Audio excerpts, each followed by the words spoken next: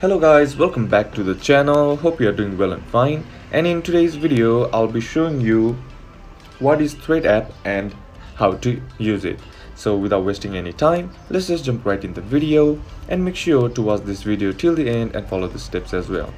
Now, in order to use ThreadApp, what you need to do is head over to your App Store and then on the search bar, let me just tap on, and on the search bar type in Threads, right?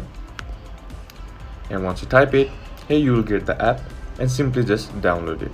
Or what you can do is head over to your Instagram app and then tap on your profile icon on the bottom right corner of the screen and then tap on the 3-bar icon on the top right corner of the screen. And once you do that, here you can see an option that says Threads, right? Now simply tap on that, and here you can see an option that says Get Threads, right?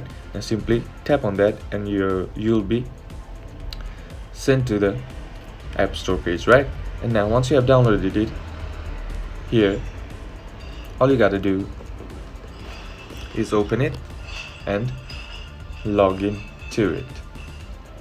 And once you log in through your Instagram, it's very easy to use the ThreadApp. It's like using Twitter but much better. Here you can just, if you want to like the post, just tap on like and it's really quick. And if you want to post something, just tap on the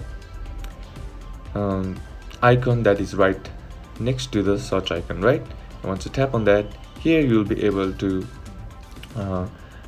post a new thread, something like this, and you can select your photo or anything, or you can either type a status as well, and then all you have to do is simply tap on post and your thread will be displayed on the home page. And that's basically how you do it, and that's basically how you use it.